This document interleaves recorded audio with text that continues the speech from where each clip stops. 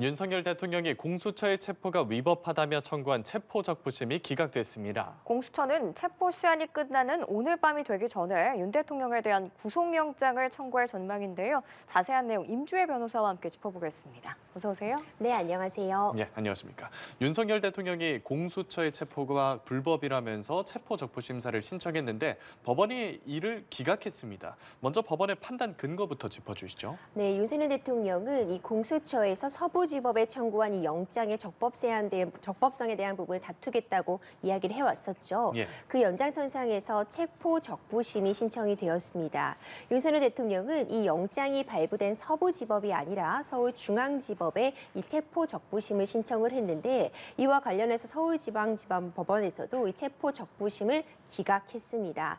윤석열 대통령 측에서는요, 공수처가 내란죄에 대한 수사 권한이 없고 또한 서부지법이 영장 청구를 할 수 있는 관할이 없다 이런 부분을 주장을 했었는데 이번 서울중앙지법에서 이 체포적부심을 기각을 하면서 결국 공수처가 직권남용에 대한 관련 사건으로서 내란죄에 대한 수사가 가능하며 이 서부지법이 이 영장을 발부할 수 있는 관할을 갖고 있다 이 부분을 다시 한번 확인을 해준 것이다 이렇게 평가할 수 있습니다. 네, 윤 대통령의 체포 시한이 오늘 저녁 9시 5분까지인데 재소하는 지금으로서는 좀 어려워 보이고 공수처가 바로 구속영장 청구할 가능성이 높아 보이죠?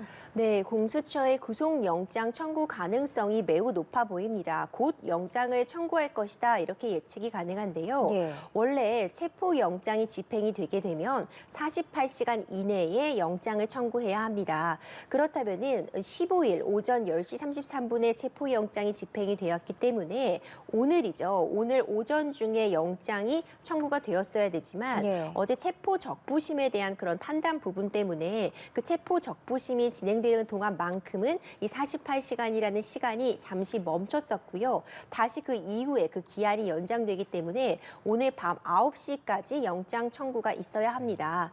사실 이미 윤석열 대통령이 어제 이 소환 조사에도 불응을 한 상태이죠. 예. 서울구치소에서 대기하는 와중에 공수처로의 수사가 더 이상 무의미하다, 더 이상 할 말이 없다 이런 입장을 밝히면서 지금 제대로 수사가 진행되고 있지 못한 상황이기 때문에 네. 오늘도 공수처에서 10시부터 다시 조사를 하자고 했지만 이 부분도 진행이 되지 못했습니다. 네. 아마도 이미 공수처에서는 어느 정도 이제 구속영장 발부의 준비를 마쳤을 것이라고 보고요. 이제 시간의 문제, 언제 청구할 것인가의 문제만 남아있다 이렇게 보이고 있습니다. 그럼 구속영장 청구 전에 윤 대통령이 있는 구치소로 직접 찾아가서 방문 조사할 가능성도 남아는 있는 건가요? 네, 법적으로는 사실 가능합니다. 그리고 체포영장이 발부가 되었기 때문에 체포영장이 발부됐다는 의미는 인치, 그러니까 강제로 데려올 수 있는 권한과 구금, 그러니까 구치소에 지금 구금할 수 있는 권한 이 두 가지를 갖는다고 볼 수 있거든요. 그렇기 때문에 이론적으로는 윤석열 대통령이 지금 수사를 받지 않겠다고 하고 있다고 해도 공수처로 이제 데리고 올 수 있는 그런 권한도 있는 것이고요. 네. 경우에 따라서는 공수처의 이 수사 인력이 지금 서울구치소를 방문해서 수사를 하는 것도 가능은 합니다. 하지만 이미 15일에 있었던 공수처 조사에서도 윤석열 대통령이 진술 거부권을 행사했습니다. 네. 사실상 묵비권을 행사하고 있어서 지금 공수처에서 200페이지가 넘는 분량의 그런 질의서를 준비해놨다고는 하나 오늘 조사가 진행된다고 해도 실질적으로 윤석열 대통령이 어떤 의미 있는 진술을 하기보다는 여전히 진술 거부권을 행사할 가능성이 매우 높기 때문에 공수처 입장에서도 굳이 인치를 단행한다거나 아니면 방문 조사 같은 방식을 택하기보다는 현 상황에서 이미 준비된 증거 자료들을 가지고 구속영장을 청구할 가능성이 좀 높지 않나 이렇게 평가가 되고 있습니다. 네. 예, 체포적부심 얘기를 조금만 더 해보겠습니다. 윤 대통령 측에서 그동안 체포영장과 관련해서 이 관할권을 문제 삼았잖아요. 그래서 체포영장을 발부했던 서울 서부지법이 아니라 서울중앙지법에 체포적부심을 신청한 건데 그 서울중앙지법조차 손을 들어주지 않았습니다. 그러면 이 수사의 정당성, 관할 문제는 일단락된 건가요?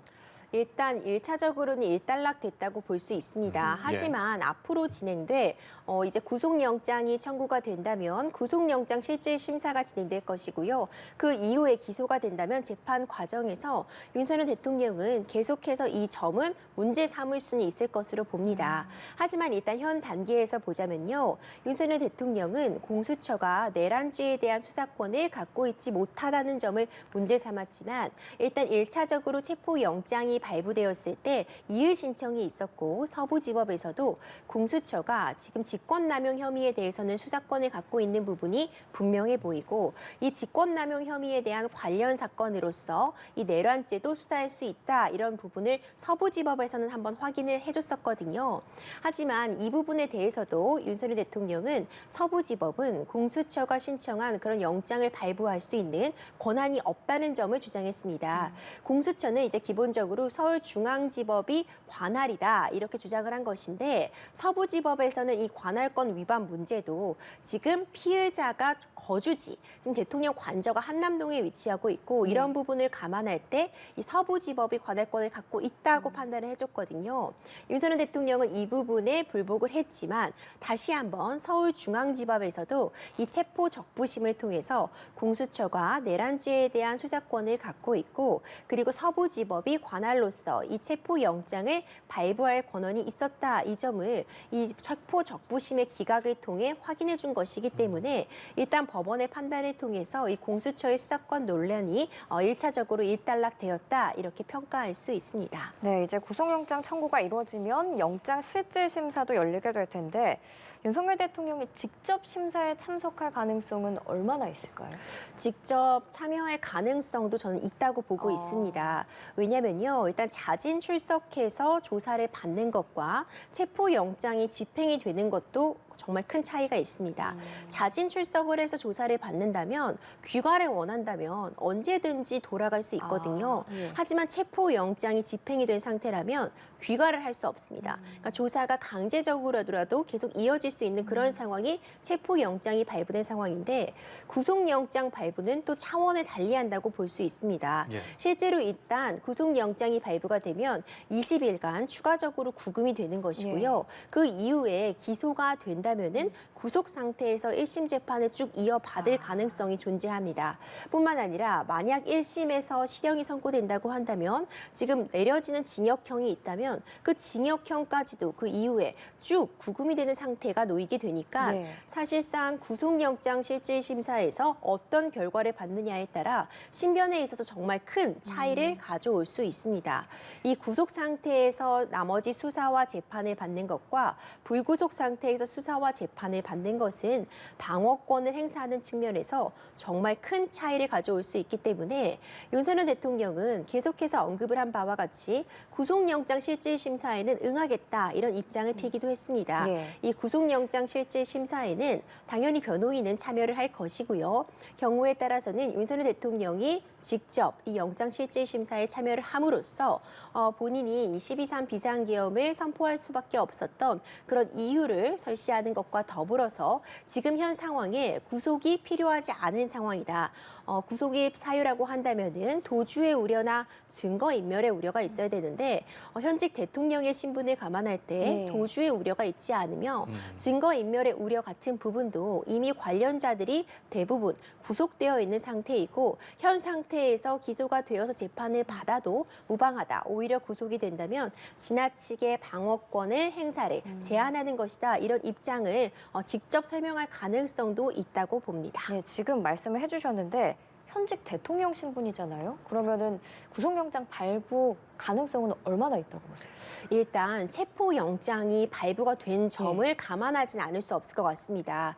물론 체포영장의 발부 같은 경우에는 공수처에서 윤석열 대통령에게 이제 3차례 소환 통보를 했는데 이에 불응했기 때문에 수사기관에 협조하고 있지 않다. 체포의 필요성이 인정이 되기 때문에 체포영장이 발부가 되었습니다.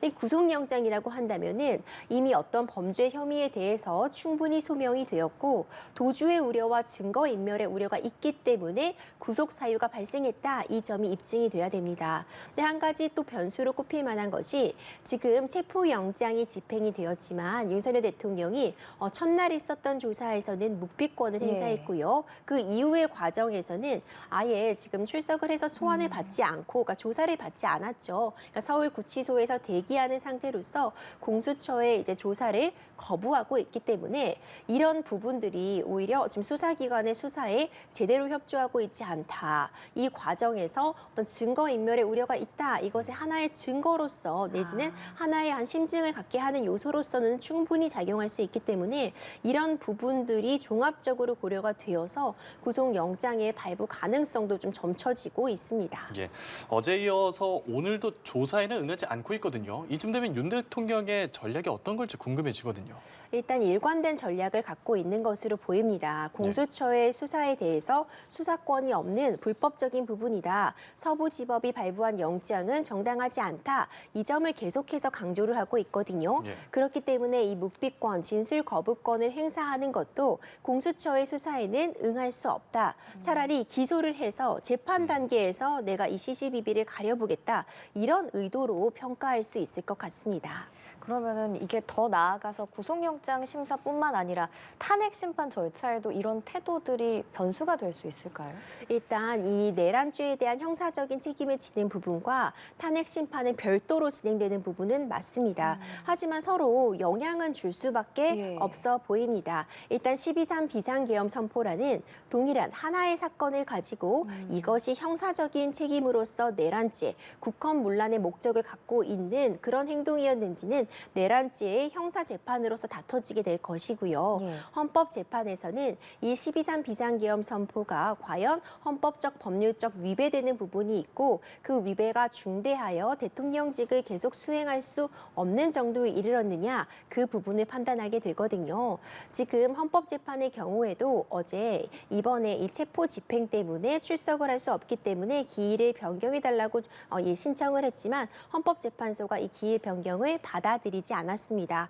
그만큼 헌법재판소에서는 이 내란죄에 대한 어떤 형사적인 책임 부분은 별개로 하더라도 헌법재판소의 시계는 계속 진행되고 있다. 이 부분을 다시 한번 확인해줬다고 보고 있습니다. 하지만 이제 수사기관에서의 어떤 비협조적인 태도 같은 부분이 헌법재판에서도 이어진다면 헌법재판소에서도 이 점은 좀 감안을 하지 않을까 생각이 됩니다. 예, 헌재는 그렇고 공수처는 계속 조사를 거부하면 어떤 행동을 취할 수 있습니까? 지금 공수처는 더 이상 수사가 진행이 불가능하다고 판단을 하면 현재까지 준비된 자료를 바탕으로 이제 구속영장을 청구하고 그 이후에 결국 기소로 가는 단계만 남아있다고 보여집니다. 만약 이 체포영장이 발부되기 전에 이미 관련자들, 특히 이미 김용현 전 국방부 장관의 경우에는 구속 상태에서 기소가 되어서 공소장 같은 부분이 작성이 이미 되었거든요. 이런 관련 자료들을 공수처에서도 충분히 확보를 하고 이 윤석열 대통령에 대한 체포를 통한 별도의 조사 없이도 혐의점을 충분히 입증할 수 있고 구속영장을 발부받을 수 있을 정도로 조사가 마무리되었다면은 더 이상 윤석열 대통령의 조사 없이도 구속영장을 발부받고 그 이후에 검찰의 사건을 넘기면서 기소까지 이어질 수 있겠지만 만에 하나 이런 준비가 미흡한 상태였다면 이번에 체포영장이 집행이 되었지만 사실상 추가적으로 윤석열 대통령의 진술을 통해서는 확보된 증거가 거의 없기 때문에 만약 사전의 준비가 제대로 되지 못했다면 공수처의 수사도 난항을 겪을 수 있는 상황으로 평가할 수 있습니다. 윤 대통령이 조사 거부라는 방어 전략을 펼치고 있는 가운데 역공에도 나섰거든요. 어제 오동훈 공수처장 그리고 우종수 국가수사본부장을 서울중앙지검에 고발했습니다. 고발 혐의 내란과 특수공무집행 방해 그리고 군사기밀보호법 위반 등이었는데 이 부분은 그러면 앞으로 어떤 절차가 진행이 됩니까? 윤석열 대통령 입장에서는 지금 이 전체적인 수사 과정이 불법적이라고 주장을 하고 있고 불법적인 부분을 내포하고 있는 영장에 대한 집행을 단행하는 과정에서도 무리한 수사다. 대통령, 그러니까 현직 대통령을 망신 주기식 수사다. 이런 부분들을 거듭해서 강조해 오고 있습니다. 이런 연장선상에서 이 무리한 수사를 단행하고 있는 이 오동 오동훈 공수처장과 우종수 국가수사본부장을 결국 고발을 진행했거든요. 그 고발에 대한 혐의는 오히려 이렇게 현직 대통령에 대해서 강제적으로 수사를 하고 이런 식으로 이제 정세를 어지럽히는 것이 이것이 내란죄다. 이렇게 오히려 본인이 혐의를 받고 있는 내란죄를 이들이 국헌문란의 목적을 가지고서 지금 이런 행동을 벌이는 것이다라고 해서 내란죄로 고발을 했고요. 그리고 뿐만 아니라 특수공무집행 방해도 문제가 되었습니다.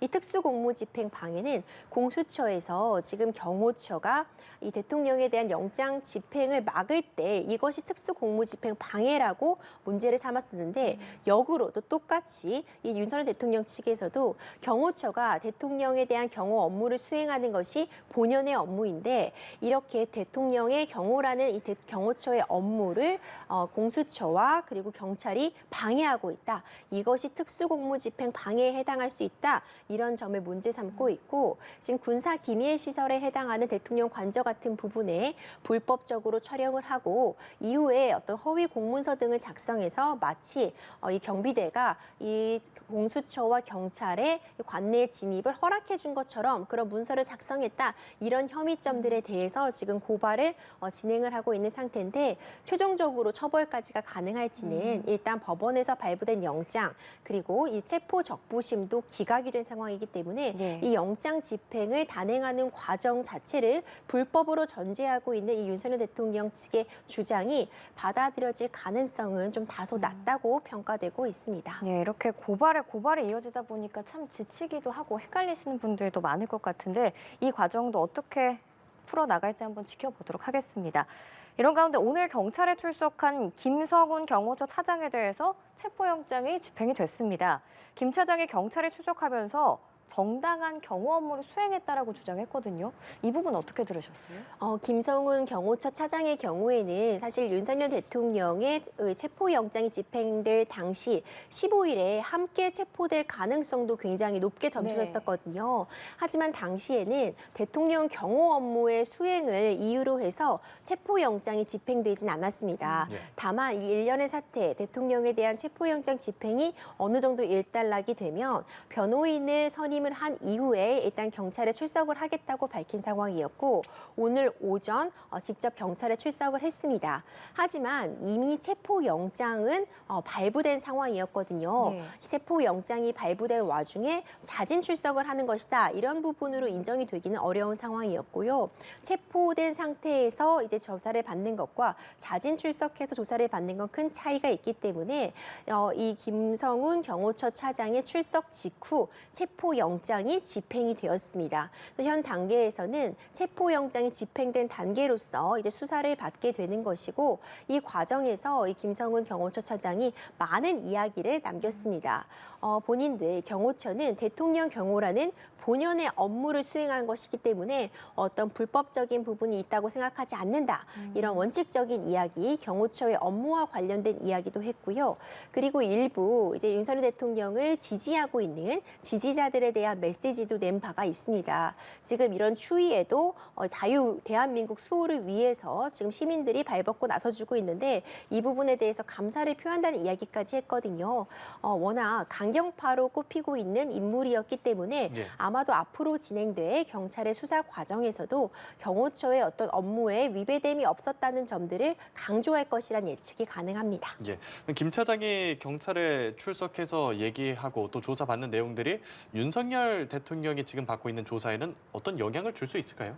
일단 김성훈 경호처 차장의 경우에는 체포영장 집행을 막은 부분에 대해서 특수공무집행 방해에 해당하는지 이 부분이 쟁점이 되고 있어서 12.3 비상계엄 선포가 문제되고 있는 내란죄 혐의라던가 탄핵 사건과는 직접적인 연관의 가능성은 없겠지만 경우에 따라서는 어쨌든 서로 영향을 줄 수밖에 없는 관계라고는 평가할 수 있을 것 같고요. 김성훈 경호처 차장의 경우에는 오히려 만약 이 체포의 집행을 막기 위해서 경호처 인원들에게 어떤 무기 사용 같은 부분을 지시한 부분이 있는지 경호라는 본연의 업무를 넘어서 뭔가 법적으로 위반됨이 있는 그런 지시를 한 적이 있는지 이런 부분들이 쟁점이 될 수 있을 것 같고요. 김성훈 경호처 차장은 앞선 이런 언론과의 이 브리핑에서 어떤 무기 사용 같은 부분에 대해서 원래 경호처의 업무를 수행하는 데 있어서 무기 같은 부분이 동반이 되는 것이고 별도로 체포영장 집행을 저지하기 위해서 무기 사용은 지시한 적이 없다 이런 입장을 보이기도 했거든요. 수사 과정에서 이 경호 업무에 넘어서는 불법적인 부분으로서 영장 집행을 막으려고 시도했는지 이런 부분들을 중점적으로 살펴볼 것 같습니다. 예, 이제 탄핵 심판 얘기로 넘어가 보겠습니다. 헌법재판소가 김용현 전 국방장관 등 6명을 증인으로 채택하고 기존 5회까지 정해져 있는 이 탄핵 심판 변론 기일을 8회까지 추가 지정하는 등 속도를 내고 있는 모습인데 윤 대통령 측은 이 부분에 대해서도 좀 반발하고 있죠. 그렇습니다. 먼저 이제 두 가지 측면이 있었죠. 증인 신청에 대한 부분이 있었고요. 그리고 기일을 3일을 이렇게 추가로 지정을 한 부분, 이 부분들에 대해서도 어제 진행이 됐던 변론 기일에서 문제를 삼았습니다. 일단 어제 변론 기일은 체포영장 집행 때문에 방어권 보장 측면에서 연기해달라 이런 연기 신청은 또 재판부에서 받아들여주지 않았습니다. 예. 예정대로 2차 변론 기일이 진행이 되었고 굉장히 장시간 동안 양측이 공방을 이어갔는데요. 일단 채택된 증인들의 면면을 보자면은 어찌 보자면 핵심적인 관계자들 내란의 주요 임무를 종사했다고 지금 조사를 받고 있는 인물들이 대거 포함이 됐습니다. 특히 윤석열 대통령으로부터 직접적으로 이런 내란과 관련된 지시, 국회에 무력으로 진압을 하라거나 특정 인물들을 체포하라거나 끌어내라는 지시를 받았다는 이야기를 하고 있는 사람들, 그리고 선관위에 직접 투입이 된다거나 어떤 서버를 확보하기 위해 딴 그런 이야기를 직접적으로 들은 사람들이 포함되어 있어서 이런 사람들에 대한 증인 신청은 재판부에서도 윤석열 대통령의 12.3 비상계엄 선포에 어떤 불법적인 부분이 있었는지, 특히 이런 진술을 한 사람들을 증인으로 신청을 함으로써 실제로 윤석열 대통령이 그런 지시를 한 부분이 있는지를 확인하기 위한 과정에서 증인 신청이 좀 이 증인들이 골라졌다 이렇게 평가할 수 있을 것 같습니다. 또한 이 변론 기일을 8회까지 일단 추가 지정을 해놔서 나머지의 6회 기일이 지금 이미 정해졌잖아요. 네. 특히 마지막에 있는 이 두 번 기일인 이 같은 경우에는 지금 3회의 기일, 지금 새로 지정한 3회의 기일에는 오전 10시부터 변론을 시작하겠다 밝히고 있습니다. 그렇다면 사실상 하루 종일 변론을 잡아둔 것인데 이에 대해서 윤석열 변호인 측에서는 너무 무리한 일정이다. 지금 일정이 굉장히 너무 빠르게 돌아가고 있고 방어권 보장이 제대로 되고 있지 못하다. 이런 점을 문제 삼았는데 헌법재판소에서는 관련 규칙에 따라 지정된 부분이고 절대 다른 이 헌법재판들, 다른 탄핵 심판들과 비교했을 때 이 시간이 이 재판만 빨리 간다고 볼 수 없다. 적절한 진행이다. 이런 입장을 다시 한번 확인했습니다. 예, 그 윤 대통령 측 변호인단이 얘기한 방어권에 대한 부분, 그리고 헌재에서 답변한 이 규칙에 대한 부분, 혹시 좀 구체적으로 더 알 수 있는 내용이 있을까요? 네, 지금 윤석열 대통령 같은 경우에는 지금 기일이 화요일, 목요일 주 2회씩 이미 8회가 지정이 되었고 아직 지금 내란죄에 대한 형사재판도 굉장히 속도감 있게 돌아가고 있고 변호인이 선임된 이후에 이 탄핵 심판이 가지는 중대성을 고려할 때 시간이 더 필요하다. 이렇게 빠르게 집중해서 심리가 진행되는 것은 준비할 시간이 너무 부족하다는 입장을 펴고 있습니다.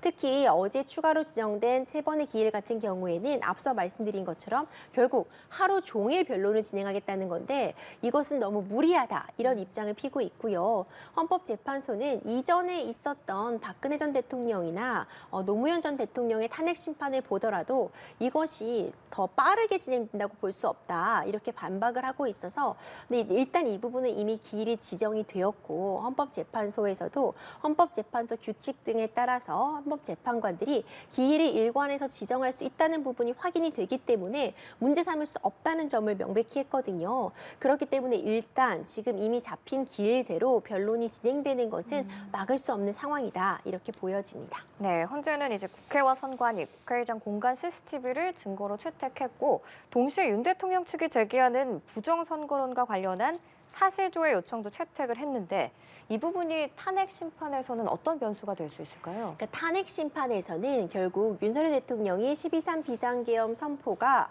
불법적인 부분을 다수 내포하고 있어서 대통령직을 계속 수행하도록 하는 것이 부적법한가 그렇지 않은가 이 부분을 다투게 됩니다. 지금 가장 문제되고 있는 것이 12.3 비상계엄 선포의 절차적인 문제점, 국무회의 심의를 거쳤는지 이런 부분도 하나 꼽을 수 있고요. 네. 두 번째로는 결국 이 12.3 비상계엄 선포가 어떤 법률에 헌법상 정해진 기본권을 과도하게 침해한 부분이 있는지를 보게 되는데 가장 큰 쟁점이 되는 것이 국회를 무력으로 진압하려 했는가, 국회의 기능을 마비시키려 했느냐와 그리고 선관위에 대해서 어떤 탄압을 진행하려고 했는가 이 두 부분이 크게 쟁점으로 지금 드러나고 있습니다. 그런 부분을 확인하기 위해서 어떤 CCTV, 국회나 선관위, 국회의장 공간에 대한 CCTV를 요청했다고 보이고요. 그리고 사실조회를 통해서 어떤 선거와 관련된 문제, 선관위에 어떤 자료를 좀 제출받도록 한 그런 부분이 있거든요. 사실상 이 12.3 비상계엄 선포가 헌법상, 법률상 문제가 있는 부분인지를 가릴 수 있는 가장 핵심적인 증거라고 볼 수 있을 것 같기 때문에 이 해당 증거들이 과연 어느 정도 실체적 진술을 확인할 수 있게 해줄 것인지 내지는 어느 정도 이 증거가 제대로 남아있는지에 따라서 탄핵 심판에서 굉장히 중요한 자료로서 쓰일 수 있는 상황입니다. 예, 알겠습니다. 윤 대통령에 대한 조사와 재판이 앞으로 어떤 흐름으로 이어질지 계속해서 지켜봐야겠습니다. 임주혜 변호사와 함께했습니다. 오늘 말씀 고맙습니다. 고맙습니다.